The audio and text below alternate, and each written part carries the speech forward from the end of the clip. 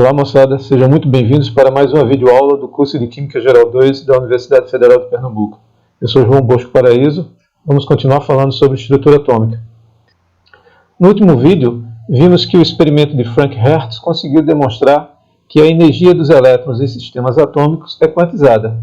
Esse resultado foi importante para corroborar o modelo atômico de Bohr, que propunha que a energia dos elétrons nos átomos era estacionária.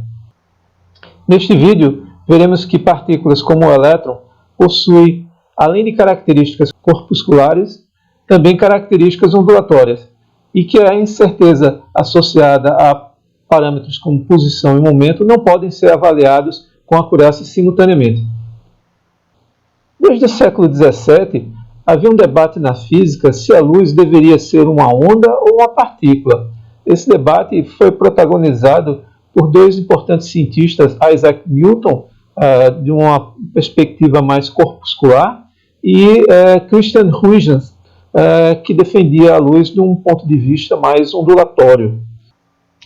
Atualmente, esse debate foi suplantado para a luz pelo conceito de dualidade onda-partícula, onde, obviamente, os parâmetros lambda e p são de particular interesse. Então, vamos começar pelo momento linear, onde uma partícula possui um momento linear dado pelo produto da sua massa vezes a sua velocidade.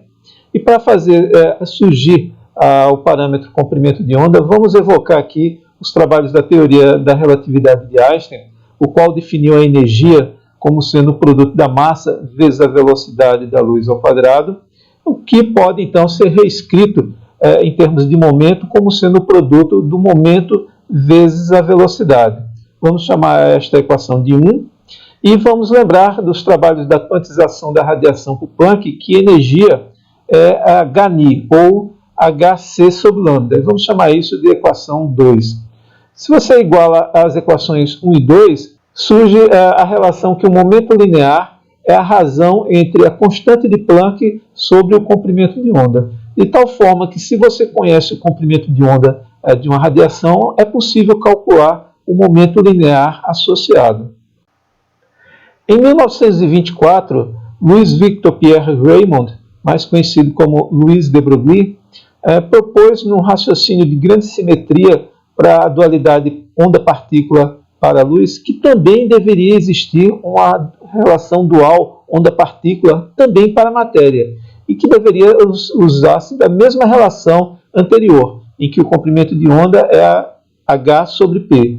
De forma que, se o momento linear de uma partícula é conhecido, seu comprimento de onda poderia ser facilmente calculado. Bem, vamos aplicar este conhecimento para calcular o comprimento de onda de duas partículas. Uma é representativa de um objeto do mundo macroscópico e outra representativa de um objeto do mundo microscópico. Vamos fazer isso a partir de um exercício. O exercício propõe para que seja feito o cálculo do comprimento de onda, na letra A, de uma bola de beisebol de massa 100 gramas com uma velocidade de 40 metros por segundo. E na letra B, um elétron com velocidade de 3 vezes 10 a sexta metros por segundo. Na letra C é pedido para se responder que conclusão pode-se tirar da comparação das respostas dos itens A e B. E, por fim, na letra D, o que justifica a resposta do item C. Quando a gente substitui para o item A o valor da massa e da bola de beisebol e de sua velocidade, lembrando que a constante de Planck é escrita como sendo 6,62 vezes 10 a menos 34 joules segundo, então a unidade joule requer que a massa seja expressa em quilogramas e a velocidade em metros por segundo. Por isso, as 100 gramas da massa de beisebol é reescrita em termos de 0,100 kg. Com isso, o comprimento de onda vai valer 1,66 vezes 10 a menos 34 metros. E lembrando que 10 a menos 10 metros é 1 angstrom, então esse comprimento de onda vale 1,66 vezes 10 a menos 24 angstroms. Na letra B, substituindo o valor da massa do elétron e a velocidade dada na questão, o comprimento de onda agora é 2,44 angstroms. E lembrando que esse número é um valor muito típico da distância interatômica no cristal de um metal. A letra C, qual é a conclusão que se pode tirar dos itens A e B? A conclusão é que os comprimentos de onda das partículas são mensuráveis para aquelas da escala atômica, né, de escala atômica. E o que leva a esse resultado para a letra C é a constante de Planck, o valor da constante de Planck. Esse número 10 a menos 34 no numerador dessa fração faz com que o comprimento de onda seja apenas apreciável se a massa no denominador for também um número pequeno, né?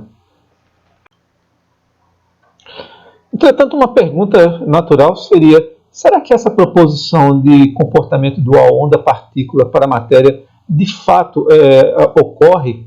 A resposta é sim, e ela veio em 1927, quando uma dupla de cientistas, Davidson e Germer, nos laboratórios da Bell Company, nos Estados Unidos, observaram o fenômeno da difração de elétrons num cristal de níquel. Ou seja, em lugar de utilizar luz, foi utilizado um feixe de elétrons sobre um cristal de níquel, e neste material foi observado uma figura de difração que era conhecida até então tipicamente como sendo uma característica de uma onda, demonstrando sim que elétrons podem levar ao fenômeno de difração, portanto demonstrando esse caráter dual onda-partícula. Vamos mostrar nos simuladores desenvolvidos pelos cientistas da Universidade do Colorado um pouco sobre esse fenômeno de difração. Aqui nesse simulador, aqui embaixo temos o canhão de elétrons, representado aqui em azul, e acima está aqui o cristal, né? E uma das coisas que caracteriza o cristal é a regularidade da posição dos átomos na sua estrutura cristalina. Do lado direito, a gente tem alguns parâmetros que nós podemos controlar, como a separação entre os átomos, essa pode ser maior ou menor, e também o tamanho do raio atômico do metal nesse cristal, que pode ser pequeno ou podemos fazê-lo maior.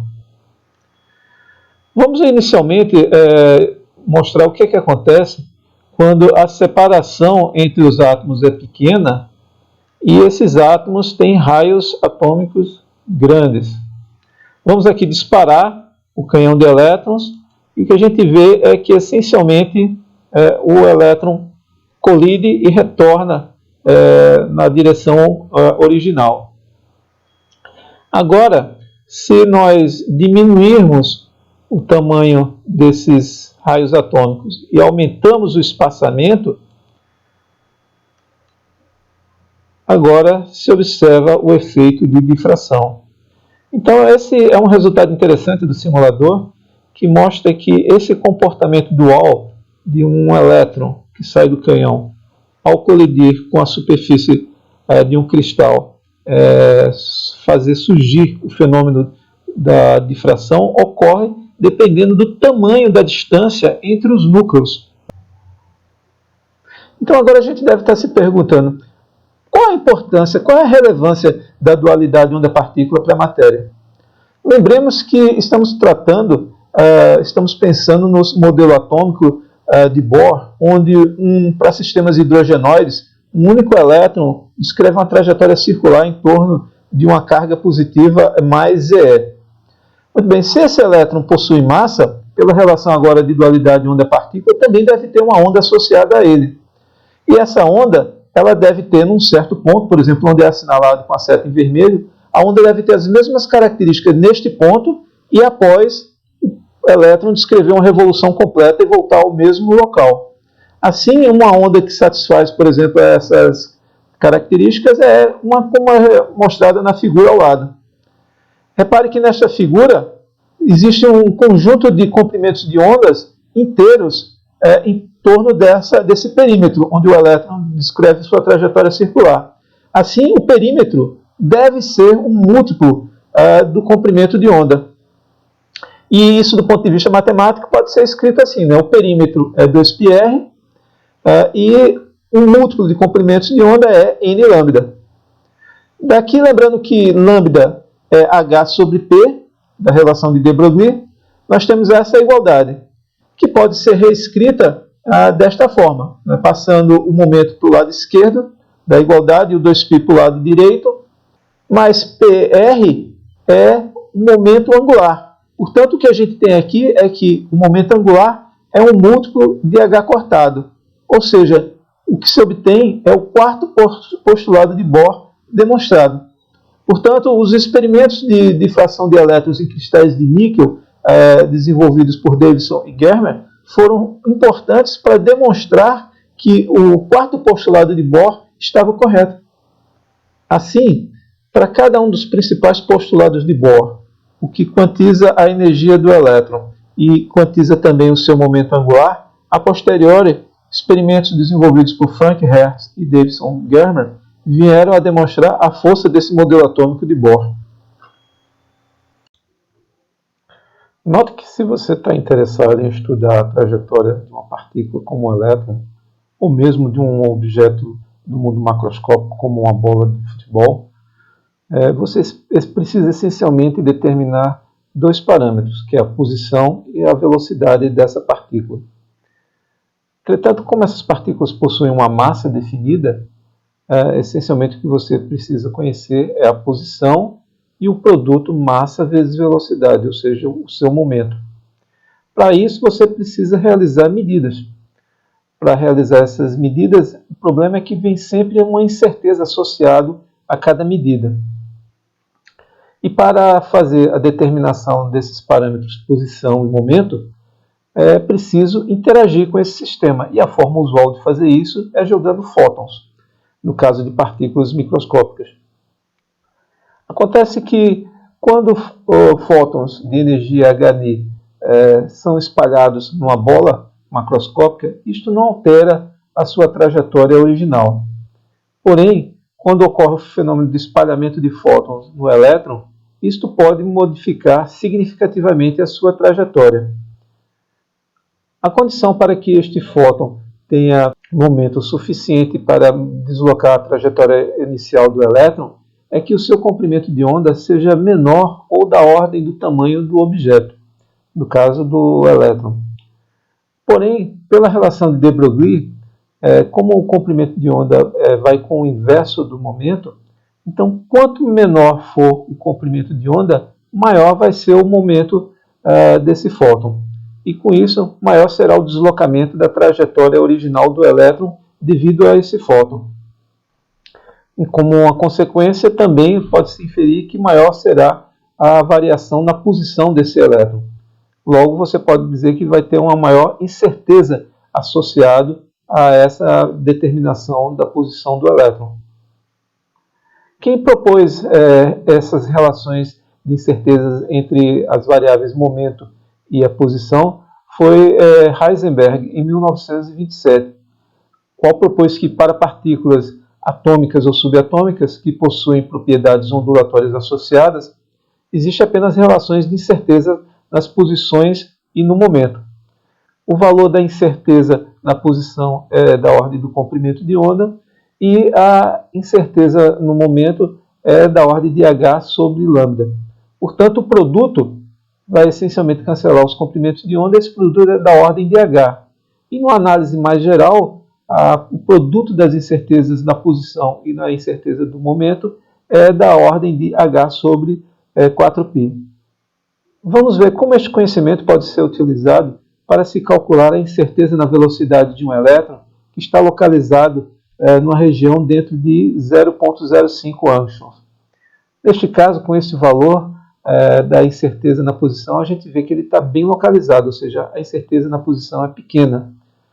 Utilizando a relação ΔX, ΔP maior ou igual a H sobre 4π, e lembrando que ΔP pode ser escrito como mΔV, então é possível calcular o valor de ΔV.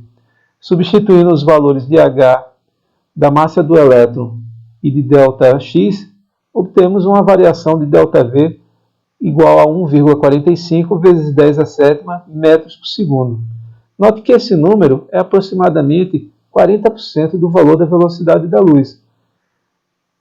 Porém, se você agora pega uma bola de massa 1 grama, que está localizado dentro de 1 centímetro, então também está bem localizado para uma partícula do mundo macroscópico, O valor de ΔV nesse caso é 5,27 vezes 10 a menos 30 metros por segundo, o que é obviamente um valor de ΔV desprezível.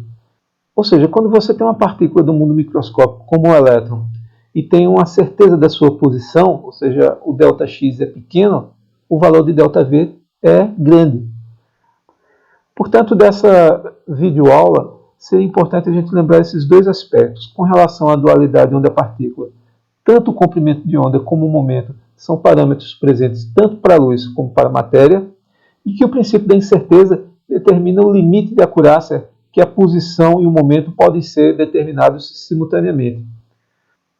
Portanto, essas informações precisarão ser incorporadas a um modelo atômico de Bohr, colocá-lo também numa perspectiva ondulatória. E precisaremos também corrigir o aspecto determinístico de órbita do elétron circular em torno do núcleo para algo que leve em consideração o princípio da incerteza de Heisenberg. Esses detalhes serão vistos na próxima videoaula, onde eu espero encontrá-los todos lá.